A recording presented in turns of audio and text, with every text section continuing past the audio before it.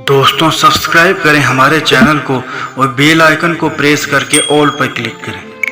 आज की कहानी कि जब बीरबल की मौत हुई थी तो बादशाह अकबर ने क्या किया था। मुगल बादशाह अकबर के दरबार के 9 रत्नों में बीरबल का ओहदा अलग ही था। बेहद हाजिर जवाब और हंसोड़ बीरबल न केवल वजीर आजम थे बल्कि मुगल बादशाह के जिगरी दोस्त भी थे। कहा जाता है कि बीरबल की मौत ने अकबर को भीतर से तोड़ दिया था, यहाँ तक कि दरबार के काम में भी उनकी रुचि खत्म हो गई थी। अकबर बीरबल के ढेरों किस्से हैं जिनमें मुश्किल से मुश्किल हालात को बीरबल का तेज दिमाग झट से संभाल लेता था। बीरबल की शख्सियत के और भी पहलू दिखते हैं जिनसे ये समझ आ सके कि अकबर के दरबार में उन्हें इसकी अहमियत क्यों मिली थी। वैसे दरबार ही नहीं, बीरबल ने अपने खूबियों से बादशाह अकबर के दिल में भी खास जगह बना रखी थी। दोनों इतने करीबी दोस्त थे कि बीरबल की मौत के बाद अकबर के जीवन में बड़ा बदलाव दिखा। खाना पीना छोड़कर वे झरोखे से देखा करते और दरबारी काम से विरक्त होते गए। लगभग साल भर तक ये चलता रहा। माना जाता है कि बीरबल बादशाह अकबर के दरबार में साल 1556 के दौरान शामिल हुए थे। तब लगभग 28 साल के बीरबल के हंसोड़ चेहरे पर चमकीली मूछें थी जो अकबर से मिलती जुलती थी। जल्दी ही राजसी मामलों में अपनी काबिलियत की वजह से बीरबल बादशाह के चहेते बन गए। उन्हें राजा के ओहदे से नवाजा गया। ऐसा कहा जाता है कि तब उनके पास 2000 सैनिक भी थे। तेज दिमाग और मुश्किल हालातों में भी संतुलन न खोने की क्षमता के साथ बीरबल की एक और खूबी थी, वे ब्रिज भाषा के जानकार और अच्छे कवि भी थे। कला से बेहद प्रेम करने वाले अकबर इन्हीं खूबियों से प्रभावित होते गए और जल्द ही दोनों की दोस्ती गहराने लगी।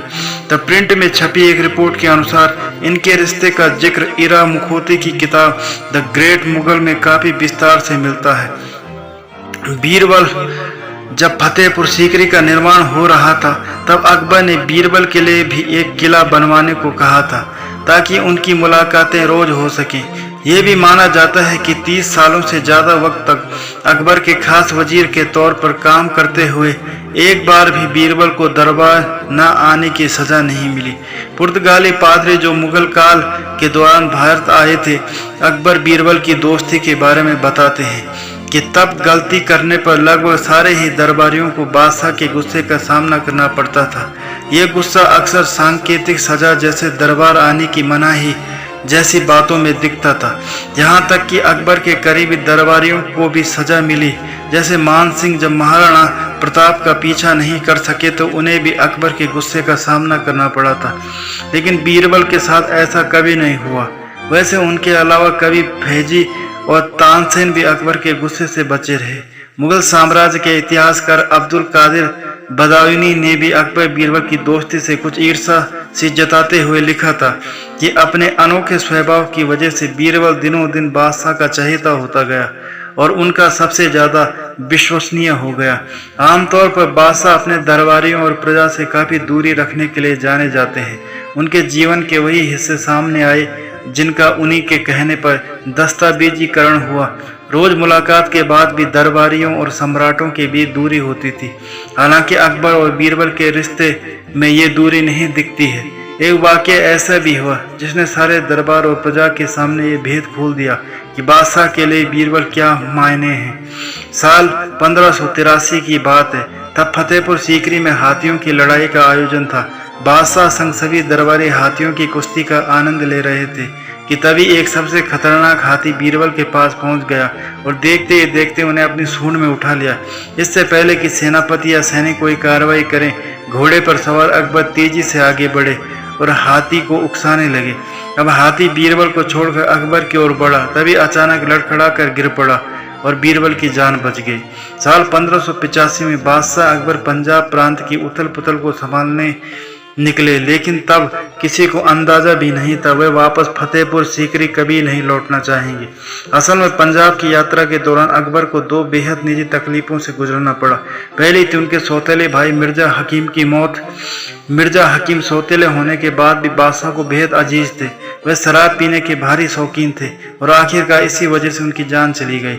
लेकिन इतिहासकारों का मानना है कि अकबर को इससे ज़्यादा धक्का बीरबल की मौत से लगा था। साल 1556 में बीरबल और जैन खान कोका को स्वात और बाजौर क्षेत्रों में पश्तून यूसुफजाई के खिलाफ एक अभियान पर भेजा गया। वहां दोनों नेताओं के बीच असहमति के कारण बीरबल के खिलाफ एक जाल बुना गया और धोखे से काबुल की धूसर पहाड़ियों से नीचे दिया गया, यहाँ तक कि बीरबल की लाश तक नहीं मिल सकी। अकबर के शासनकाल में यह मुगलों की सबसे बड़ी हार थी, जिसमें 8000 से ज़्यादा मुगल सैनिकों की जान गई। इनमें एक बीरबल भी थे। खबर मिलने पर बादशाह की हालत किसी बच्चे से हो गई। उन्होंने 2 दिन तक ना कुछ खाया ना पिया। हरदम सख्त अनुशासन में रहने वाले अकबर ने इस दौरान दरबार का कोई भी काम देखने से इनकार कर दिया।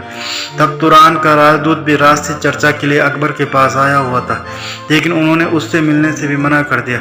अपने सबसे विश्वस्त और करीबी शख्स को खोने का दुख इतना ज़्यादा था कि वे दिन भर झरोके से बाहर देखते रहते। बीरबल की मौत के बाद अकबर के दुख में पूरा मुगल परिवार शामिल था। सारा राजकाज कुछ दिनों के लिए रुक सा गया था। तब बादशाह की हालत देख नौरत्नों में से एक अब्दुल फजल ने अकबरनामा में लिखा था कि वजीर की मौत ने उन्हें इतना दुख दिया कि उनका दिल हर बात से उठ गया था। बीरबल से ईर्ष्या करने वाले बदायूनी भी लिखते हैं कि बादशाह को किसी की मौत पर इतने सदमे में नहीं देखा गया जितने उन्हें इस दोस्त की मौत से हुआ। पूरे मुल्क को संभाल रहे बादशाह इस बात की कल्पना करते सिहर जाते थे कि उनके चहेते वजीर की कटी फटी खून से सनी लाश पहाड़ियों में कहीं पड़ी होगी। सदमे से उबरने के बाद भी अकबर बीरबल की लाश खोजने के लिए काबुल जाने की जिद पर अड़े हुए थे। वे चाहते थे कि सबका सही ढंग से अंतिम संस्कार हो सके। हालांकि बाद में दरबारियों के ये कहने पर कि बीरबल का शव सूरज की किरणों से ही पवित्र हो गया होगा, अकबर ने काबुल जाने का इरादा छोड़ दिया। बीरबल की लाश न मिलने की वजह से बाद के लगभग साल भर बादशाह काफी अस्थिर रहे। कई बार अफवाहें उड़ती कि बीरबल जिंदा है और फला जगह देखे गए हैं। कोई कहता कि वह सन्यासी होकर फला जगह रह रहे हैं। जैसे ही ये बातें अकबर के कानों तक पहुंचती, वे तुरंत अपनी सेना को उस जगह भेज देते ताकि बीरबल का कुछ पता लगा सके। साल भर तक यह सिलसिला चलता रहा। इसके बाद वैसे तो अकबर दरबारी काम का सामान्य तरीके से करते दिखने लगे, लेकिन उनके भीतर कुछ टूट गया था। वे उस फतेहपुर सीकरी में लौटने की हिम्मत नहीं जुटा सके जहां उनके विश्वसनीय वजीर और करीबी दोस्त बीरबल की यादें थी। वह आगे और आगे उत्तर की ओर चलते हुए काबुल गए और फिर कश्मीर। एक बार खुद अबुल फजल के सामने अकबर ने बीरबल को खोने की तकलीफ बांटी थी, जिसका जिक्र अकबरनामा में भी मिलता है। तो दोस्तों, ये थी आज की कहानी। उम्मीद करता हूँ आपको कहानी पसंद आई होगी।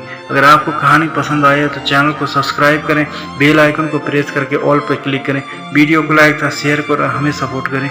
धन्यवाद।